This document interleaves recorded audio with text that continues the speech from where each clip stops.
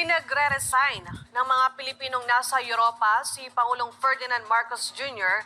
para kay Vice President Sara Duterte. Malinaw ang dahilan sa likod ng panawagang ito. Hindi ipinapakita ni Marcos Jr. sa taong bayan na kaya niyang mamuno at mag-isip ng maayos para sa bansa. Si Anton Cero magbabalita.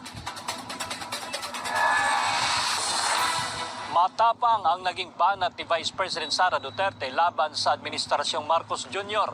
mula sa kontrobersyal na 2025 national budget hanggang sa umano'y palpak na pamamahala sa bansa. Tahasang pinuna ito ni VP Sara.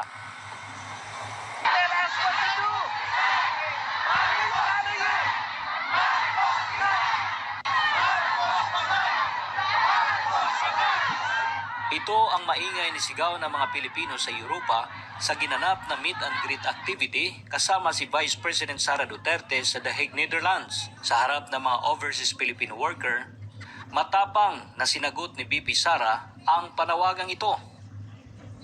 And that relates to transparency and accountability.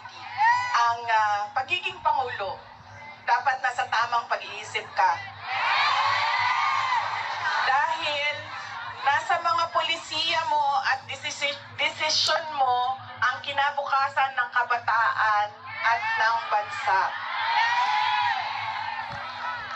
Kaya yung pagsasabi na hindi mahalaga ang drug test sa aking kapasidad at abilidad na mamuno is tantamount to betrayal of public trust.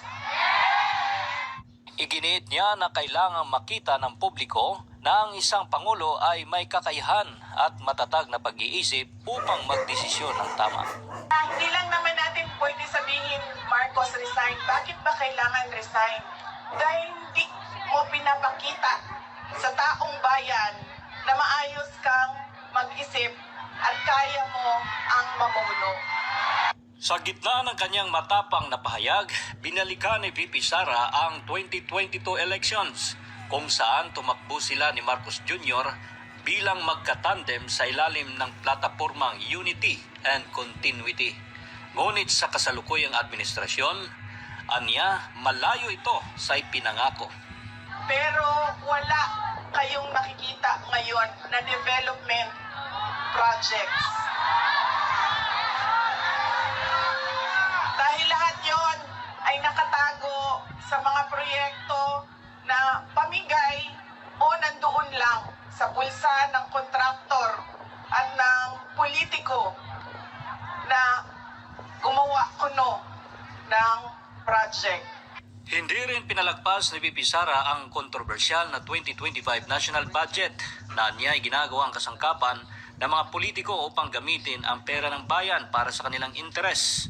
Pinuna rin ni BC ang blank items sa nasabing budget. Makikita ninyo na hindi handa ang Kongreso sa paggawa ng budget dahil may mga blanco doon sa enrolled bill na pinasa nila. Ibig sabihin, walang nag-iisip at hindi pinag-isipan paano ba natin gamitin ang pera ng gobyerno na makita natin na merong kapayapaan at kalambuan,